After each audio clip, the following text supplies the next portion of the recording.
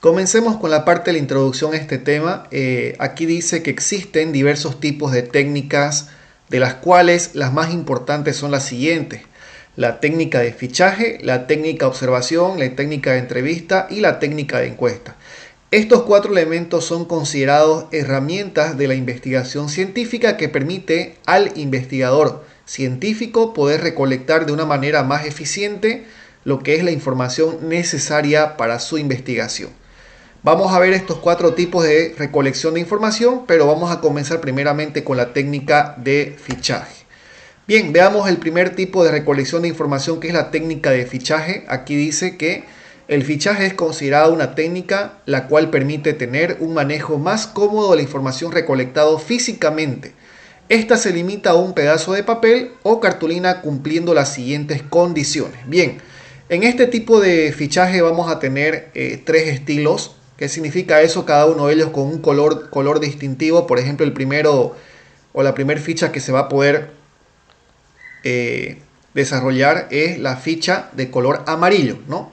La segunda ficha de color azul y la tercera ficha, pero la segunda ficha de color rojo y la tercera ficha de color azul. Cada uno de ellos tiene su estilo distinto, así como su característica particular que tiene cada uno de ellos. Por ejemplo, la ficha de color amarillo se tiene que colocar todo lo que son la bibliografía, hemerografía y documentos textuales. Por ejemplo, lo que es la bibliografía se refiere a la consulta de libros impresos o libros digitales de algún cierto autor o ciertos autores. La hemerografía se refiere a consultar documentos de comunicación, ya puede ser regional o nacional o internacional, como los periódicos. Y por último están los documentos textuales, que en este caso pueden ser artículos científicos, papers académicos, etc. Estos tres tipos de consultas se debe colocar a la ficha de color amarillo, de acuerdo al gusto y preferencia que tenga el investigador. La razón de ser es tener un pedazo de cartulina o papel que permita sintetizar la información necesaria. La ficha de color rojo es aquella ficha que debe contener los siguientes tres elementos. Por ejemplo, el contenido de una investigación. Por ejemplo, ustedes pueden investigar en internet o en una página académica y que solamente explica el contenido de un cierto tema. Pueden usar ese contenido para poder colocar en la ficha roja. Están también los resúmenes. También hay resumen de algún tipo de tema o investigación en unas páginas, en revistas, etc. Pueden usar también los resúmenes como parte de la investigación o recolección de información.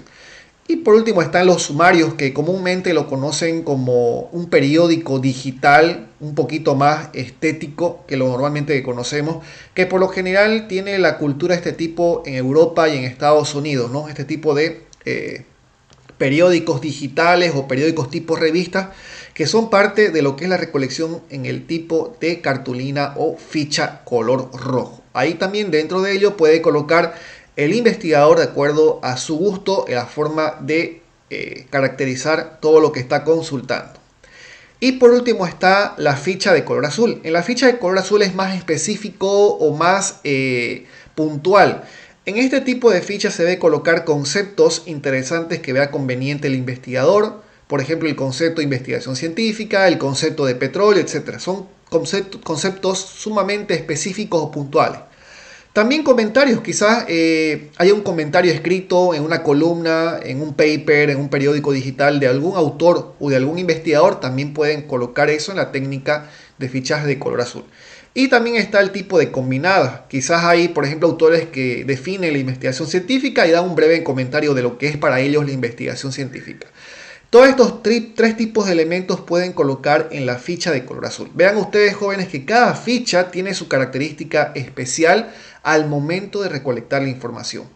¿Cuáles son las dimensiones oficiales para diseñar una ficha científica? Tienen que respetar esto porque son normas internacionales. Tienen que ser 15 centímetros de alto por 20 centímetros de ancho, ¿no? Tanto en la parte superior como la parte inferior horizontal son 20 centímetros y en la parte izquierda y derecha vertical son 15 centímetros. Esas son las dimensiones estipuladas para una ficha de cualquier tipo que sea o de cualquier color que sea. Aquí tenemos un ejemplito, por ejemplo, jóvenes, las fichas Se puede colocar en anexos. No es recomendable colocar dentro de los capítulos porque genera demasiado bulto investigativo. O sea, hay mucha información, exceso de información. Entonces lo que se sugiere es colocar en la parte de anexos al final de la investigación y pueden colocar de esta forma de manera impresa o de manera sobrepuesta al papel, pero de esa forma pueden especificar. Claro que dentro de la ficha color amarillo tiene que estar solamente colocado lo que hemos explicado, libros, periódicos o quizás artículos científicos. Dentro de la ficha roja tiene que estar especificado lo que son contenidos, resúmenes o sumarios. Tienen que respetar la característica de cada una de ellas.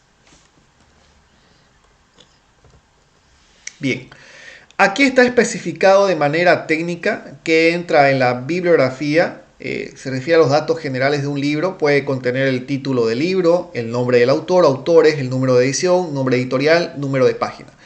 Como anteriormente hemos explicado en el tema número 2, tiene que estar regido por las normas APA al momento de referenciar un libro, ¿no?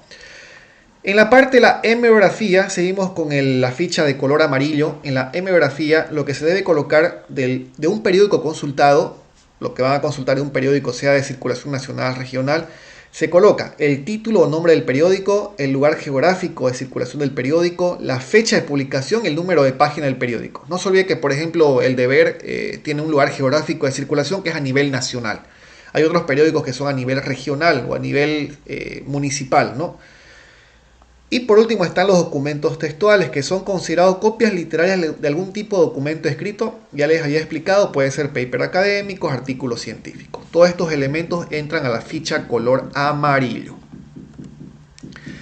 En la ficha número 2, que es el color, si no me equivoco, el color rojo, debe entrar los siguientes elementos. Por ejemplo, el contenido detallado de algún tipo de documento, ¿no? Aquí es bueno diferenciar qué características tiene un contenido respecto a un índice, cuál es la diferencia. El índice se refiere a una presentación general de los subtítulos de una tesis, no entran los títulos. En cambio, en el contenido entran títulos, subtítulos y quizás alguna descripción breve de cada subtítulo. Esa es la diferencia. El contenido es mucho más completo que un índice. En cambio, el resumen se refiere a la transcripción de ideas centrales. Más que todo puede ser que prime las ideas subjetivas. No se olvide que hemos hablado también esto del anterior tema, que todo investigador también está regido por un punto de vista objetivo y subjetivo. Un resumen puede ser una transcripción de ideas de un investigador de manera subjetiva. Ahora, es bueno diferenciar qué diferencia existe entre un resumen y una síntesis. Por ejemplo, la síntesis es la transcripción de ideas específicas, pero el resumen ya son ideas centrales. Entre específico y central, el central es un poquito más amplio que puede abarcar el contexto de una idea. En cambio, la idea específica ya se refiere puntualmente a algo en particular. Y por último también puede entrar a este tipo de ficha, la ficha color rojo, el sumario, que se refiere a aspectos esenciales de un índice, ¿no? Un sumario, por ejemplo, que lo conocen en las revistas digitales, habla específicamente de los puntos esenciales de un índice y lo desarrolla brevemente dentro de ellos, ¿no? Y esa es la diferencia principal entre un resumen, un índice, un contenido y un sumario.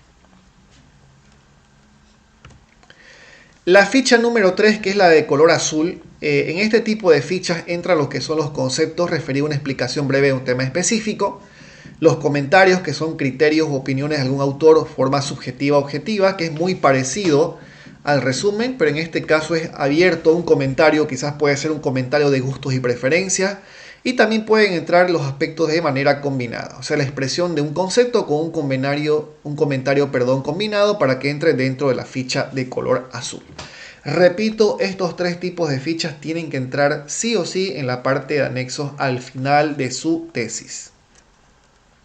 Bueno, y eso hemos visto lo que son las técnicas de fichaje, en resumen, que son los tres tipos de fichas, amarillo, rojo y azul. Cada uno de ellos tiene su particularidad. Veamos entonces ahora lo que nos toca, la técnica observación, el segundo tipo de técnica que nos permite la recolección de información. Veamos qué dice acá. Se refiere a una acción consciente y planificada de la percepción de hechos de la realidad social o natural que se desea estudiar mediante los 5 sentidos y son convenientemente registrados por escritos, sin ningún tipo de modificación sobre el fenómeno observado. Es importante, jóvenes, cuando ustedes estén elaborando una observación de campo, una observación directa una observación de un pozo petrolífero, etc., es importante, como dice acá, que es convenientemente registrado por escrito. Todo lo que están observando lo tienen que registrar por escrito en su agenda de investigación, la cual no tiene que tener ningún tipo de modificación porque eso alteraría a la investigación que están realizando. ¿Cuáles son las técnicas de observación que se conocen? Son dos tipos, la ordinaria y la científica. La ordinaria son percepciones y hechos que se presentan de manera espontánea y sin hipótesis previa. Una ordinaria puede ser que ustedes visiten un pozo petrolífero y se encuentran un modo de fraccionamiento distinto a lo que comúnmente les he enseñado en la universidad. Entonces, esa es una observación ordinaria, espontánea. En cambio, la observación de manera científica son percepciones intencionales, hechos planificados y cuentan con una hipótesis previa. Ya, entonces ustedes escucharon sobre las bacterias anaeróbicas, el petróleo. Entonces van a ir a investigar ya de manera premeditada, planificada, cómo es que tienen que estar presentes las bacterias anaeróbicas dentro del petróleo. Entonces están generando una observación de manera científica. Aquí está un ejemplito. La observación de un perfil de tesis determina ciertas falencias en la implementación de la propuesta. Es una observación científica, porque ya están planificando de manera anticipada lo que es las falencias que puede tener la implementación de una propuesta. Es una observación científica. Bien. ¿Cuáles son los elementos que se debe considerar en los objetivos de una observación? Primero, determinar a qué o a quiénes se observa. ¿Se está observando un pozo o se está observando a una persona, a un profesional? 2. Determinar qué aspectos se están observando. Del pozo, ¿qué se observa? El método de excavación, el método de exploración, el método de producción, etc. 3. Determinar el cómo se está realizando la observación. Bueno, ¿es una observación espontánea o una observación científica? ¿Será una observación ordinaria o una científica? Entonces es importante determinar también el tipo de observación. ¿Cuáles son los elementos de observación necesarias para poder realizarla? Punto número 1. La presencia del investigador. Eso es algo indiscutible. 2. La presencia u objeto sobre el que se quiere tener una investigación. Obviamente tiene que haber un objeto de estudio para poder analizarlo y observarlo. Número 3, los aspectos o detalles que se deben observar. ¿A qué está yendo a observar o qué elementos está yendo a observar? 4, lo que se quiere lograr con la observación. Es importante también tomar nota cuál es el objetivo de la observación, o sea, con qué motivo uno se ha dirigido al lugar de los hechos para poder registrarlo, con qué motivo. Número 5, situación contextual en la que se dan los hechos. Es importante explicar también que el tema de investigación es este y el problema identificado es este. De esa forma usted está creando un contexto justificando el motivo de la observación directa que está realizando. Y por último, contar con un diario o un cuaderno de notas o una libreta científica que todo investigador debe contener. Y esto puede ser usado como un medio de evidencia al momento de defender una investigación o una tesis. Muy bien. Siguiendo con las técnicas de observación, nos toca la técnica de entrevista. Aquí veamos en el índice la técnica de entrevista. Ya hemos visto el fichaje, ya hemos visto la observación. Ahora nos toca la técnica de la entrevista. ¿Qué dice? Concepto. Son serie de preguntas debidamente estructuradas que sirven para recolectar información de interés exclusivamente del investigador. Aquí ustedes jóvenes en la entrevista o en la técnica de entrevista, ustedes lo pueden manejar de acuerdo a su conveniencia, a lo que le interesa obtener. Estas preguntas contienen un cuestionario que deberá ser basado en una entrevista que cumpla las siguientes características. Bien, ¿cuáles son las características principales? Deberá cumplir de manera rigurosa las siguientes 5 características. Cuando usted esté realizando la técnica de la entrevista, es importante que realice en el cuestionario, ya sea verbal o escrito, que haga preguntas claras, preguntas cortas, preguntas que no deban sugerir respuestas, preguntas que no deban ser malintencionadas. Y por último, deben ser preguntas que estén formuladas de manera global. De esta forma, las preguntas que esté usted realizando a un panel de expertos o a un experto en particular no sea direccionada hacia una respuesta y con esto pierde el rigor científico que se está buscando en la investigación. Un ejemplito, un video, una mala entrevista. Aquí pueden ver, hay muchos tipos en YouTube. Aquí puse unas iniciales Por ejemplo, una entrevista que le hicieron a Javier Ascargorta, al ex técnico de la selección, después a una ministra de comunicación. Hay varios ejemplos en internet de entrevistas que son malintencionadas o que sugieren respuestas. Eso ya lo dejo abierto para que ustedes puedan investigar de acuerdo a sus puntos de vista. Bien, a ver, aquí hay unos ejemplitos de preguntas, ¿no? Si usted, por ejemplo, pregunta cuál es su opinión, cumple las 5 características. Es la pregunta más básica de un entrevistador a un entrevistado. ¿Cuál es su opinión? ¿No? Ahí le deja abierta para que pueda hacer la respuesta sin sugerirla, sin malintencionarla y que estén formuladas de manera global. Si usted pregunta y dice, ¿será que no respetarán las normas? Ah, ya. Entonces en ese caso no cumple con la tercera característica porque está sugiriendo una respuesta. Dice, ¿será que no respetan las normas? Entonces está sugiriendo una respuesta. Eso lamentablemente no cumple la tercera característica. Otro ejemplo. ¿Cómo podríamos actuar para que no vuelva a pasar? Miren, no cumple ni la primera ni la segunda, no es ni clara ni corta. Y también creo que está malintencionada, ¿no? ¿Cómo podríamos actuar para que no vuelva a pasar? Ya lo está direccionando hacia un lado y totalmente eso pierde rigurosidad científica. Bien, ¿cuáles son los tipos de preguntas que existen? Existen 3 tipos de preguntas que son las preguntas abiertas, las cerradas y las cerradas con final abierto. Las preguntas abiertas, ¿cuáles son las ventajas? Se puede lograr una respuesta a profundidad, pero tiene unas ventajas que es difícil cuantificar numéricamente. Por ejemplo, que usted pregunte, un ejemplo de pregunta abierta. ¿Usted qué opina de los elementos de perforación de los pozos a nivel mundial? Miren, una pregunta totalmente abierta. Claro que la ventaja es encontrar respuestas más profundas, pero al momento que le toque cuantificar por una técnica estadística en SPS o algún tipo de paquete estadístico, va a ser complicado cuantificar esas respuestas porque son demasiado abiertas. Preguntas cerradas, ¿cuáles son las ventajas? Es lo contrario a las preguntas abiertas. La ventaja es que es fácil de cuantificar, pero la desventaja es que se limita a recaudar información establecida por el investigador. O sea, un ejemplo de pregunta cerrada, ¿no? ¿Usted está de acuerdo con el método del fracking para poder encontrar nuevos pozos? Ahí está. Una pregunta cerrada. Podemos tener respuesta de sí o no. Es fácil de cuantificarlo, pero es difícil. ¿Por qué? Porque no se puede encontrar una respuesta a profundidad o a fondo como quisiéramos obtener. Entonces, totalmente lo opuesto a una pregunta abierta. Ahora, para eliminar esos tipos de desventajas, tanto la pregunta abierta como la cerrada, existen las preguntas cerradas con final abierto. ¿Qué dice acá? Es la combinación de los dos anteriores tipos de preguntas, teniendo en cuenta todas sus ventajas y desventajas. Por ejemplo, una pregunta cerrada con final abierto es que pregunten, ¿no? ¿Qué opina usted o está de acuerdo usted con el método del fracking para encontrar nuevos pozos? Por favor, extienda su respuesta o por favor opine de manera explayada. Entonces ahí usted ya le da la libertad al entrevistado para que pueda justificar su sí o justificar su no. Bien, nota. En resumen, una entrevista es una aplicación de un cuestionario a personas especializadas o conocedoras del tema para obtener respuestas puntuales y creíbles. Entonces, jóvenes, como aquí había explicado anteriormente, en las entrevistas, usted como investigador tiene que interesarse en información exclusiva que usted está buscando. Cada investigador tiene su tema pertinente y es importante que cada uno sepa qué preguntar y de qué manera preguntar, respetando todos los elementos que hemos visto en esta parte del tema.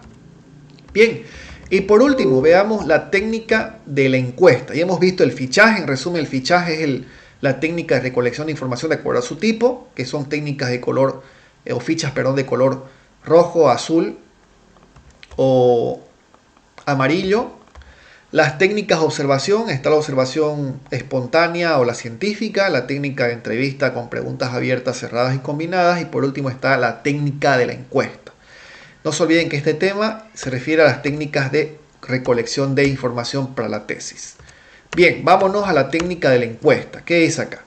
Concepto. Se refiere a la aplicación que se ejecuta a un conjunto de personas estadísticamente denominada muestra. ¿Cuál es la diferencia entre encuesta y entrevista? La entrevista por lo general se aplica a una persona en particular o a un panel de expertos para encontrar a profundidad temas relacionados a su investigación. En cambio, la encuesta, como aquí dice, es aplicada a un conjunto de personas denominada muestra. Pueden ser mayores de 30, 100, 120, 300 personas, etc. ¿Cuál es el objetivo? El objetivo de una encuesta es establecer criterios dominantes o no dominantes, o sea, qué opina la mayoría. Y por lo general Se aplican a preguntas cerradas porque son más fáciles de cuantificar estadísticamente.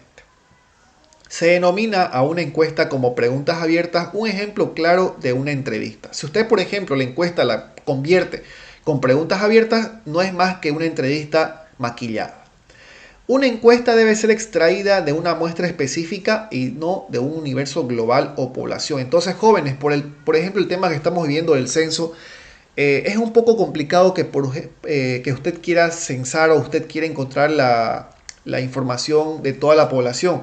¿Qué tiene que hacer la institución pertinente? Tiene que elegir segmentos de mercado y sacar muestras de cada uno de ellos para que sea más fácil la recolección de información. Si bien las encuestas usan preguntas cerradas, pero no se olviden que son aplicadas a un conjunto de personas que pueden ser infinitos. Entonces hay que tener en cuenta que el elemento de la encuesta tiene que ser sesgado o tiene que ser especificado a un número limitado, un número finito de personas, ya de acuerdo a características particulares, elementos necesarios de acuerdo a la investigación que está planificando realizar. Bien, una vez teniendo estas técnicas, es importante combinarlas con lo que es el hipótesis y el método científico. Por ejemplo, ¿qué dice acá? La hipótesis es el paso inicial para desarrollar una teoría bajo un método científico. Esto se refiere a conjetura basada en la investigación y el conocimiento. Para que una hipótesis se considere válida, deberá realizarse por la predicción de manera experimental. Todas estas técnicas de recolección de información que estamos explicando, jóvenes, tienen que aportar a lo que es la hipótesis y el método científico.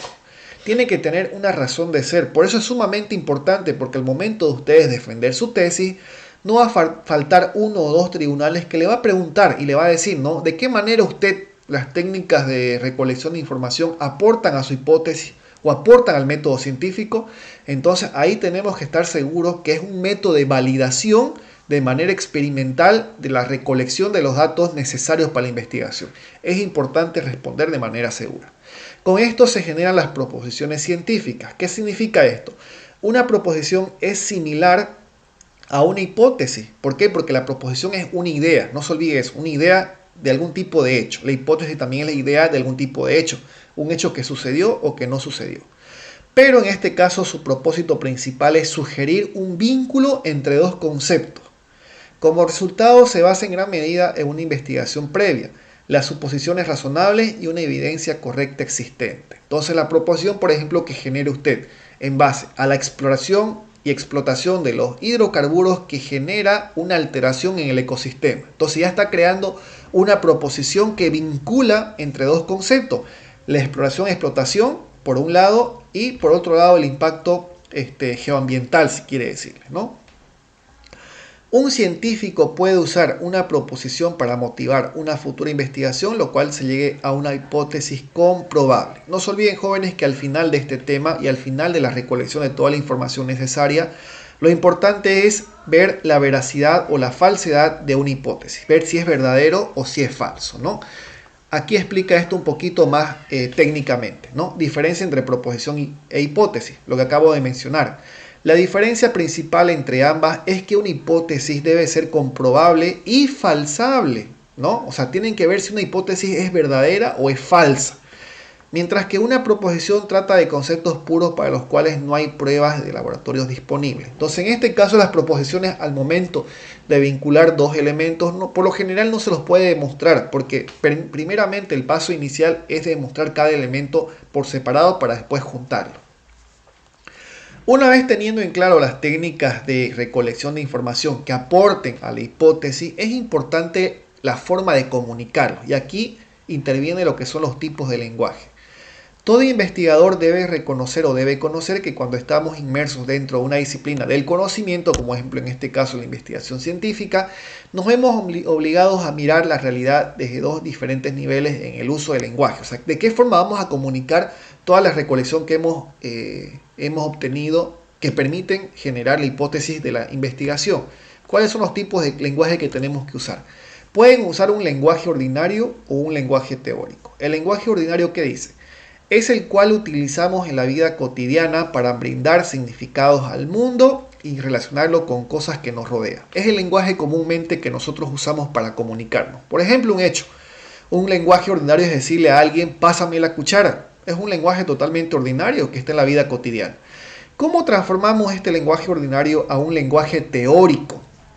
La definición, ¿qué dice? Es el lenguaje que utilizamos dentro de un ámbito disciplinario para describir y ser comprensibles ciertos aspectos de la realidad, pero no todo. O sea, es un lenguaje que utilizamos dentro del ámbito disciplinario, de la parte académica, si quiere decir. Y mire, en vez de decir pásame la cuchara, que es un lenguaje ordinario, podemos transformar a un lenguaje teórico diciendo proveedme el utensilio de metal para el alimento. Miren, ambos elementos o ambas expresiones significan lo mismo. Pero vean ustedes cómo suena diferente un lenguaje ordinario a un lenguaje teórico. Con esto, ¿qué quiero decirles, jóvenes? Todas las técnicas de recolección de información que estén consiguiendo, transformando, recolectando y descubriendo la hipótesis, traten de hacerlo mediante un lenguaje teórico, usando palabras técnicas, porque es más agradable a la lectura, no solamente de su tutor de tesis, sino también del tribunal, o de cualquier persona que esté interesada en poder conocer su investigación que ha realizado. Es importante entonces usar un lenguaje teórico. Ahora, una vez eligiendo el lenguaje teórico, ¿cuál es la forma de redactar en la tesis? Especialmente en el marco teórico, que es la razón de ser de un redactado totalmente técnico. Aquí, ¿qué dice? Básicamente un marco teórico consta de dos partes. Primero, la exposición detallada a la teoría o de los conceptos teóricos que se utilizarán para definir el problema de investigación. No nos olvidemos, jóvenes, que en el tema 2 hemos visto el análisis del marco teórico y se acuerdan que inclusive les encargué una tarea que era el parafraseo cuando era menor y mayor a 40 palabras para citar textualmente algún tipo de referencia bibliográfica. Es importante que el redactado del parafraseo, que es parte de la escritura de un investigador, lo hagan con un lenguaje teórico, lo que anteriormente hemos explicado. Usen la mayor cantidad de palabras técnicas para explicar su idea. Con esto se podrá interpretar la situación problemática o unidad de observación bajo los términos de la teoría. Lo que acabo de explicar es un lenguaje teórico, en el parafraseo del marco teórico. Si quieren un poquito pueden recordar en el tema número 2 a qué se refería el parafraseo y las citas textuales menor y mayor a 40 palabras. Por último, las consideraciones finales se refiere a presentar las conclusiones relacionadas con el análisis y síntesis, así como también aspectos generales de las técnicas expuestas. Jóvenes, si ustedes van a usar la técnica de encuesta, entrevista, observación o fichaje, siempre coloquen las consideraciones finales. ¿Qué significa eso? Un resumen de lo que han investigado o lo que han observado. Por ejemplo, entrevistaron a 10 personas especialistas en el área del petróleo. Entonces, al final ustedes como tesistas tienen que opinar personalmente, ¿no? Traten de manera objetiva que subjetiva, pero tienen que explicar de manera resumida la opinión de ustedes como investigadores de la técnica de observación que han realizado o la técnica de entrevista que hicieron a los 10 expertos, ¿no? Un ejemplo. De acuerdo a la investigación recolectada, aplicada a los 10 expertos en petróleo, se puede concluir que existen puntos que generan discrepancias entre ellos, en la cual cada uno expresa su forma de exploración de los hidrocarburos con técnicas netamente prácticas. O sea, cada uno de ellos, estamos diciendo que cada uno de ellos tiene su forma de realizar su trabajo, pero estamos opinando y estamos resumiendo para que el lector que lea nuestra tesis lo entienda de una manera más fácil al momento de leer las consideraciones finales. Con esto se cumple con el objetivo de demostrar una forma de trabajo plasmado en un medio escrito. Qué bonito que después de aplicar sus encuestas, por ejemplo, ustedes digan, ¿no? De acuerdo a la encuesta aplicada a 150 observados, se logra identificar que la mayoría responde que generaría una satisfacción si se pudiera generar el método del fracking en la exploración de pozos petrolíferos en Bolivia. O sea, qué bonito se lee que el investigador o el tesista dé una consideración final después de la recolección de información.